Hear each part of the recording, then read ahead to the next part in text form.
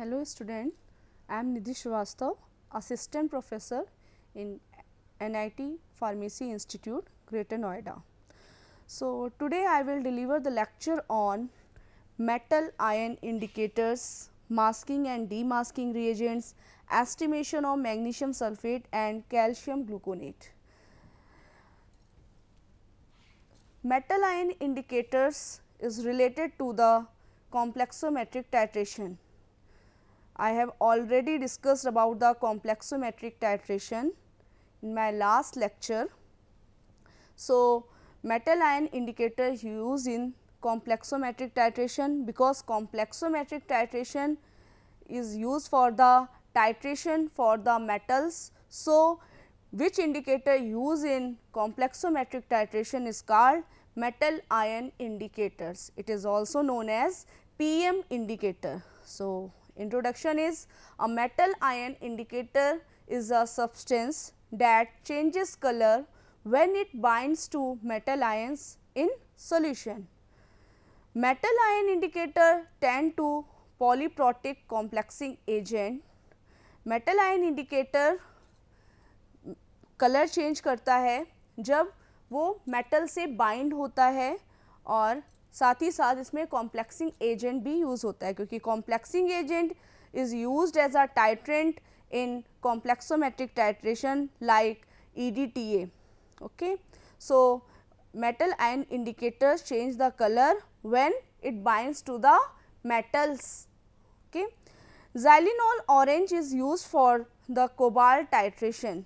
Xylenol orange is the example of metal ion indicator and it is used the titration of cobalts.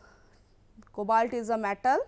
To carry out metal cation titration using EDTA, it is almost always necessary to use a complexometric indicator to determine when the end point has been reached. So, metal ion indicator basically used for the complexometric titration, and in complexometric titration it binds the metal and change the color due to the formation of complex agent. Common indicators are organic dyes such as fast sulfone black, iriochrome black T, iriochrome red B, pattern reader or murex-side. These are the common indicators which use as a metal ion indicator. Metal ion indicators basically use as a dye. Metal ion indicator basically dye की तरह use होते हैं और इनके common examples हैं. Solochrome black T is also used as a metal ion indicator. Eriochrome black T is also known as modern black T. A complexometric titration in complexometric indicator is an ionochromic dye that undergoes a definite color changes in the presence of specific metal ions. It forms a weak complex with the ion present in the solution, which has a significantly different color from the form existing outside the complex. So, complexometric indicator और metal ion indicator एक ionochromic dye होते हैं जो definite color change करते हैं in the presence of a specific metal ion. किसी specific metal ion की presence में ये एक डेफिनेट कलर चेंज करते हैं. It form a weak complex और ये फॉर्म करते हैं वीक कॉम्प्लेक्स को with the ions which is present in the solution which has a significantly different color. Complexometric indicator are also known as PM indicator. These are the example metal ion indicator. There are different indicators used in different experiment to avoid the unwanted chemical reactions and outcomes. Metal ion indicator use होते हैं according to the metals. जैसे जैसे हम metals change करते हैं तो indicator भी change हो जाता है। जैसे कि हम एसिड बेस टाइट्रेशन में देखते हैं कि अगर हम पीएच हमारा जो एसिड बेस का पीएच जिसके अकॉर्डिंग मान लीजिए स्ट्रॉन्ग एसिड है, वीक बेस है, तो उसके लिए हम इंडिकेटर कुछ और यूज़ करते हैं। वीक बेस है, स्ट्रॉन्ग एसिड है, देन हम पीएच इंडिकेटर कुछ और यूज़ करते हैं। तो एसिड बेस के indicator according to the pH change होते हैं। ऐसे ही मेटल आयन इंडिकेटर भी जैसे जैसे हम मेटल्स चेंज करते हैं तो इंडिकेटर भी चेंज हो जाता है, डिफरेंट हो जाता है। Methods to detect the end point in EDTA titration are, तो फर्स्टली हम देखेंगे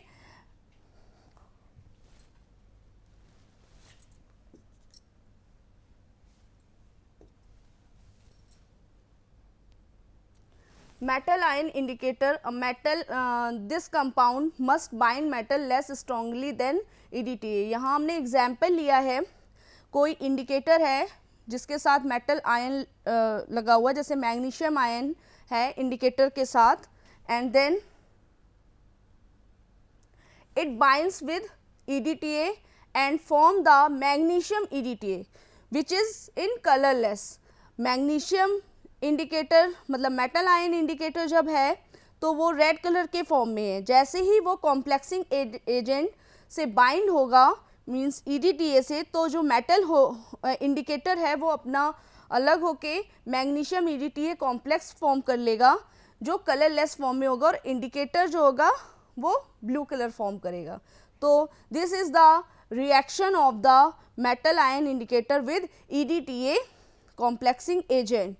और जब हम metal ion indicator as a electrode के फॉर्म में यूज़ करते हैं तो यहाँ आपके 3 टाइप के इलेक्ट्रोड यूज़ कर सकते हैं। Mercury electrode which is use for the measurement to potential, glass pH electrode, ion selective electrode.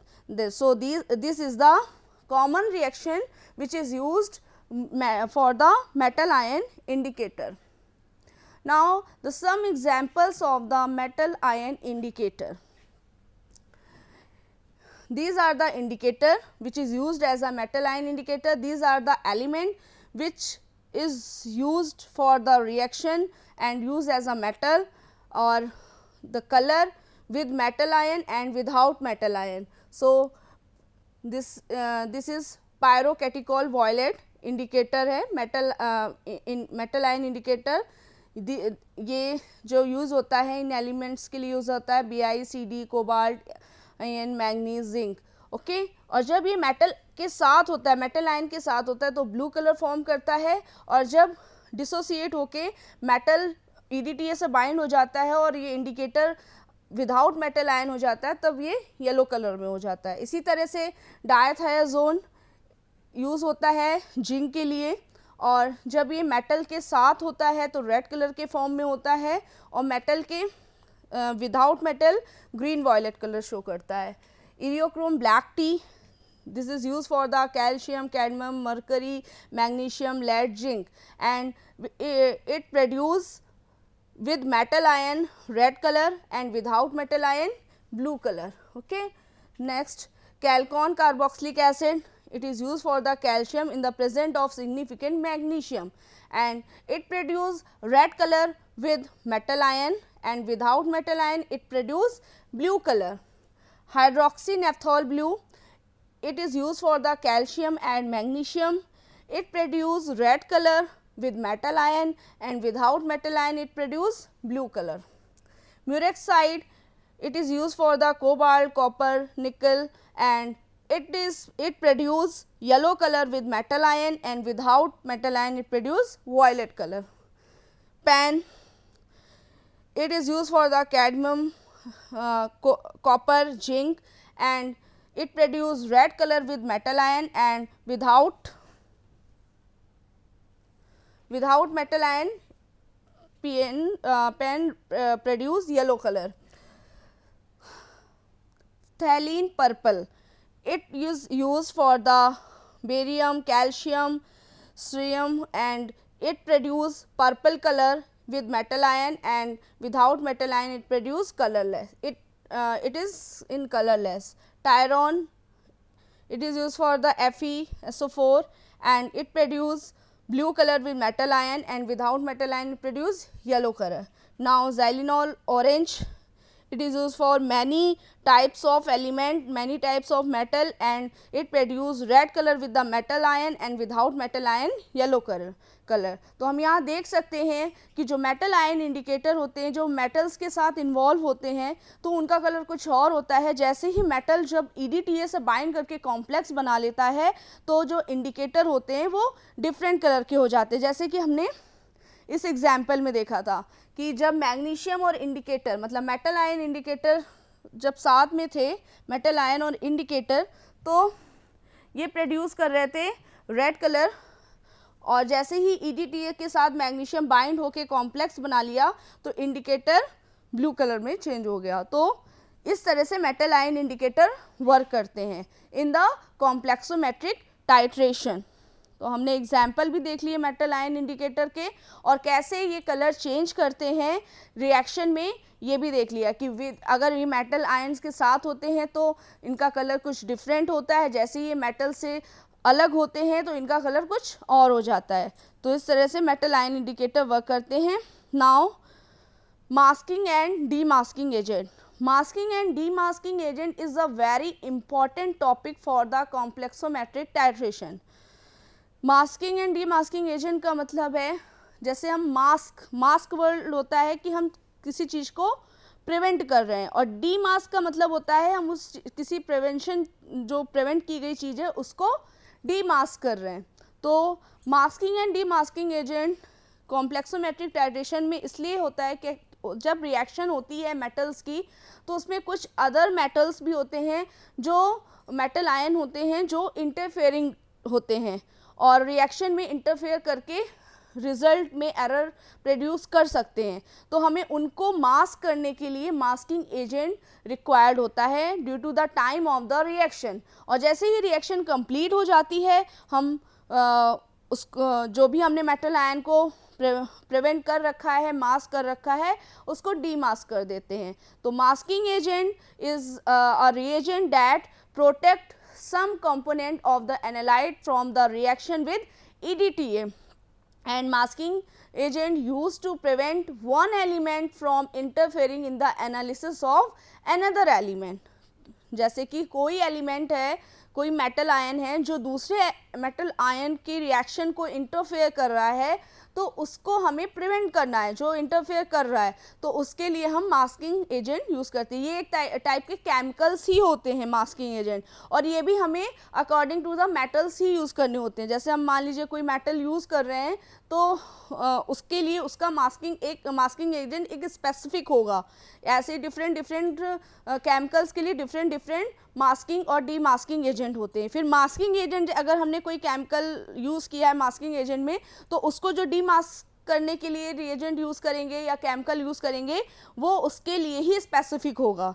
तो ये मास्किंग और डीमास्किंग एजेंट अपने अपने केमिकल के लिए स्पेसिफिकली होते हैं। डीमास्किंग एजेंट क्या होते हैं? Demasking agent is a reagent that release of a metal ion from a masking agent. और ये क्या करते हैं? मास्किंग एजेंट को जिस हमने मेटल आयन को या जिस एलिमेंट को हमने प्रिवेंट कर रखा है, उसको डीमास्क कर देते हैं। तो एग्जाम्पल देखते हैं मास्किंग एजेंट के, जैसे KCN is the example of masking agent.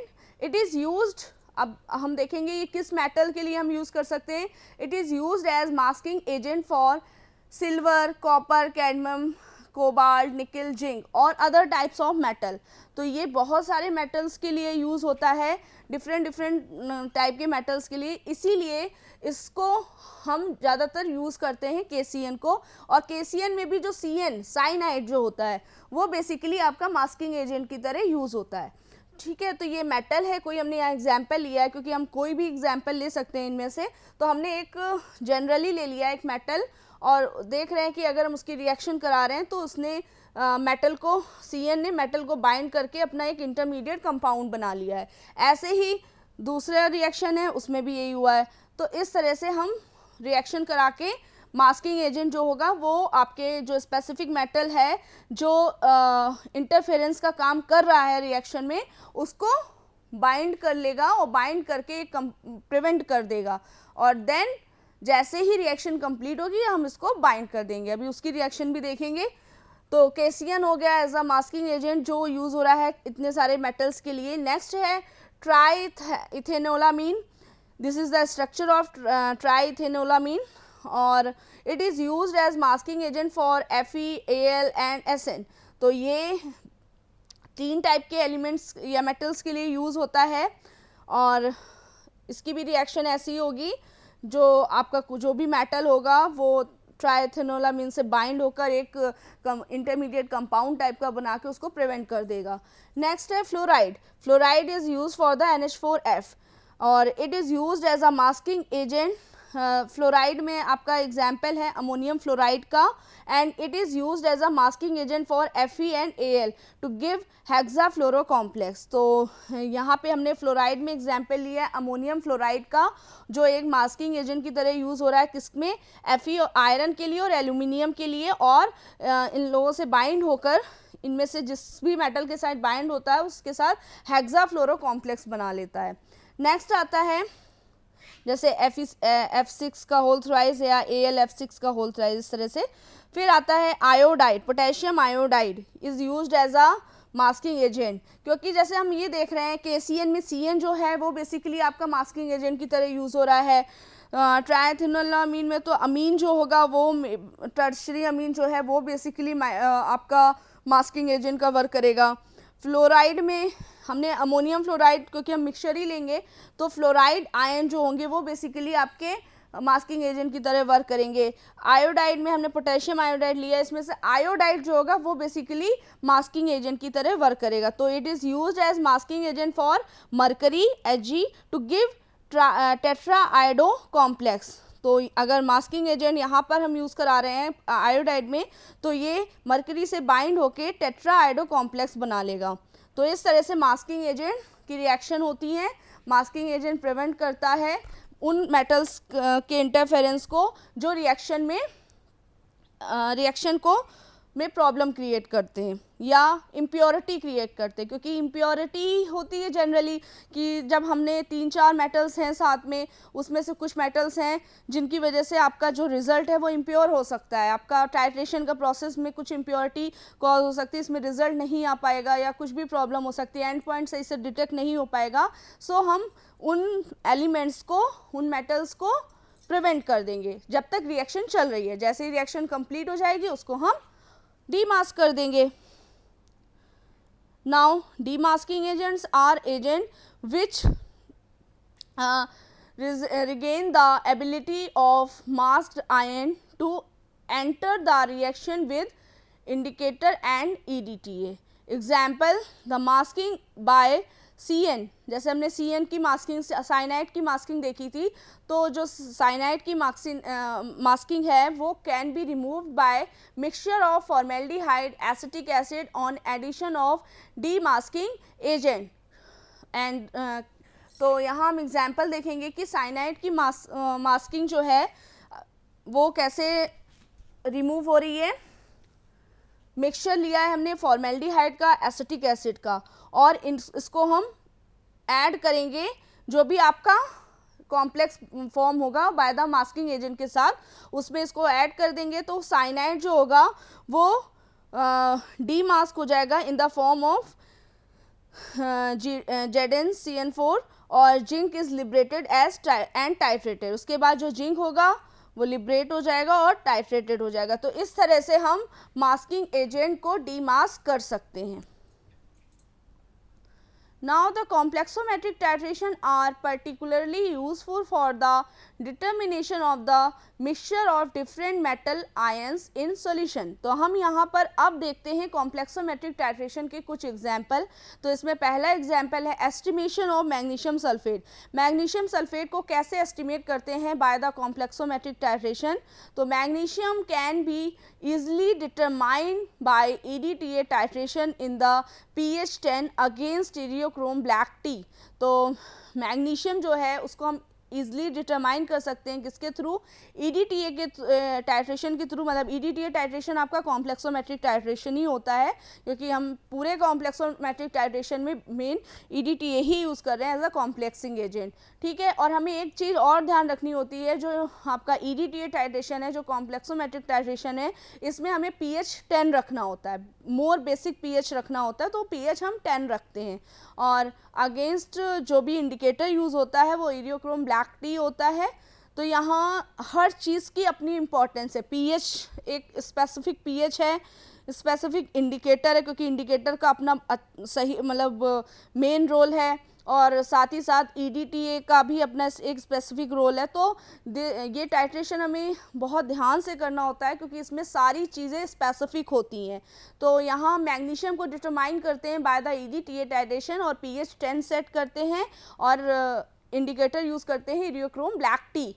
Then calculation अगर हम देखते हैं, अभी हम टाइट्रेशन देखेंगे, थोड़ा सा हम कैलकुलेशन देख लेते हैं। जो ईच ml ऑफ EDTA होता है 0.05 मोलर, वो आपका इक्वल होता है 0.01232 ग्राम ऑफ मैग्नीशियम सल्फेट के। ये कैलकुलेशन हम लास्ट में कैलकुलेट करते हैं, तो इस तरह से इसके मोल्स निकल के आते हैं जो एक दूसरे के इक्विवेलेंट होते हैं। Then materials required for the estimation of the magnesium sulfate, तो यहाँ हम देखेंगे मैग्नीशियम सल्फेट हेप्टाहाइड्रेट लिया है 0.3 gram. Then strong ammonia ammonium chloride solution लिया है 6.75 ग्राम, और साथ में हमने 0.05 मोलर डायसोडियम इरिटेट जिससे हम टाइट्रेशन करना है वो प्रिपेयर किया।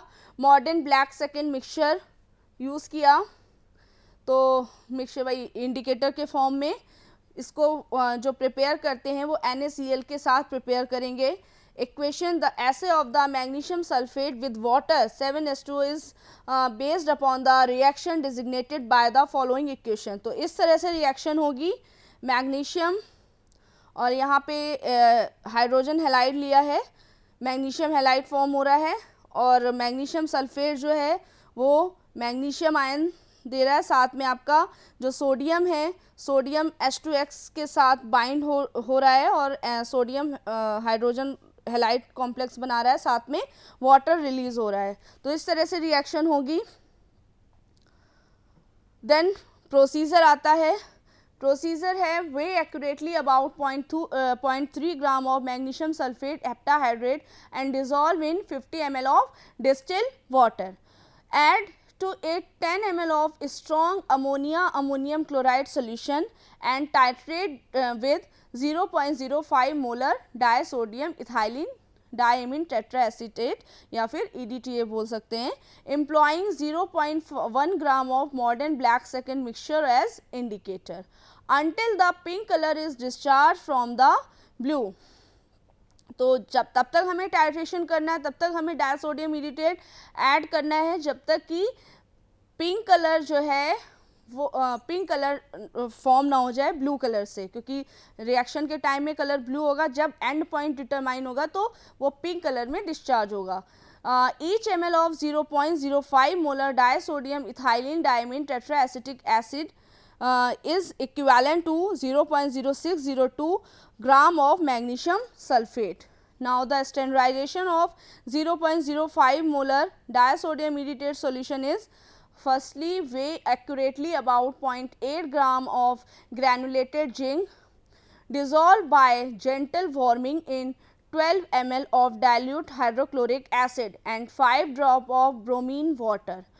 Boil to remove excess bromine, cool and add sufficient distilled water to produce 200 ml in a volumetric flask. Then pipette out 20 ml of the resulting solution into a flask and neutralize carefully with 2 normal sodium hydroxide. Dilute to about 150 ml of with distilled water, add to it sufficient ammonia buffer. The pH range is 10. To dissolve the precipitate and add a further 5 ml quantity in excess. Finally, add 50 gram of modern black second mixture and titrate with the disodium iridate solution until the solution turns green. Each 0.03269 gram of granulated zinc is equivalent to 1 ml of 0.05 molar disodium ethylene diamine tetraacetate. So, this is the standardization of the डायसोडियम ईडिटेट, क्योंकि डायसोडियम ईडिटेट का standardisation करने के बाद ही हम इसको properly use करते हैं for the titration process. सो इस तरह से हम एस्टिमेशन करेंगे मैग्नीशियम सल्फेट का. नेक्स्ट हम देखेंगे estimation of calcium gluconate. Calcium gluconate एक इंजेक्शंस के फॉर्म में होता है. इसका मॉलिकुलर फॉर्मूला होता है C6H11O7 और रिलेटिव मॉलिकुलर मास होता है 448.4. सो केमिकल नेम होता है calcium D gluconate monohydrate 1:2 monohydrate. Description white colour का क्रिस्टलाइन पाउडर के फॉर्म में होता है, क्रिस्टलाइन ग्रैन्यूल्स के फॉर्म में होता है और पाउडर और ओडरलेस होता है. सॉल्युबिलिटी स्लोली सोल्यूबल होता है वाटर में, फ्रीली सोल्यूबल होता है बॉइलिंग वाटर में. एंड अगर इसको कूल वाटर में हम सॉल्यूबल करते हैं तो बहुत स्लो सॉल्यूबल होता है, लेकिन जैसे ही वाटर को थोड़ा वार्म करते हैं, हीट कराते हैं, तो ये ईजिली सॉल्यूबल हो जाता है. प्रैक्टिकली इनसॉल्यूबल होता है in dehydrated ethanol R ethanol R and ether में. और कैटेगरी जो है कैल्शियम सुक्रोज में आती है. Storage calcium gluconate should be kept in a tightly close container and protected from the light. The method called a complexometric titration is used to find the calcium content of milk, the hardness of water and the amount of calcium carbonate in various solid materials. तो जो भी complexometric titration में हम use करते हैं method, calcium content जो milk में present होता है उसको फाइंड आउट करने के लिए, वाटर में जो हार्डनेस आती है कैल्शियम और मैग्नीशियम की वजह से उसको फाइंड आउट करने के लिए, the amount of calcium carbonate in various solid materials में जो भी प्रेजेंट होते हैं उनको फाइंड आउट करने के लिए उनका एस्टिमेशन करते हैं. The method uses are a very large molecule called EDTA which forms a complex with calcium ions. EDTA stands for the ethylene diamine tetraacetic acid.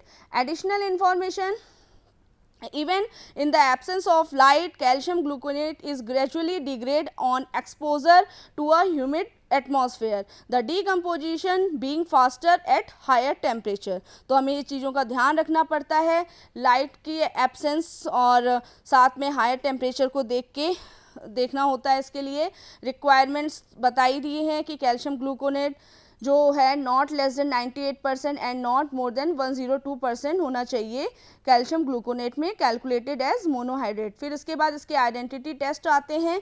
तो आइडेंटिटी टेस्ट इस तरह से हैं: 20 mg/ml solution yields the reaction described under 2:1 general identification test as characteristics of calcium. To 1 ml of a 30 mg/ml solution add 1 drop of ferric chloride and a yellow color is produced. To 5 ml of a warm 0.1 gram ml solution add 0.7 ml of glacial acetic acid and 1 ml of freshly distilled phenylhydrazine. Heat on a water bath for 30 minutes, allow to cool and scrape the inner surface of the tube to induce crystallization. Collect the crystal, dissolve in 10 ml of hot water and add a small amount of charcoal. Allow to filtrate, cool and scrape the inner surface of the tube. A white crystalline precipitate is produced. Melting temperature and about 200 degrees Celsius with decomposition.